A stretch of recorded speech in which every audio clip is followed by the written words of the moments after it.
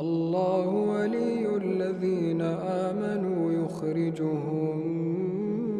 من الظلمات إلى النور والذين كفروا أولياؤهم الطاغوت يخرجونهم من النور إلى الظلمات أولئك أصحاب النار هم فيها خالدون ألم تر إلى الذي حاج إبراهيم في ربه أن آتاه الله الملك إذ قال إبراهيم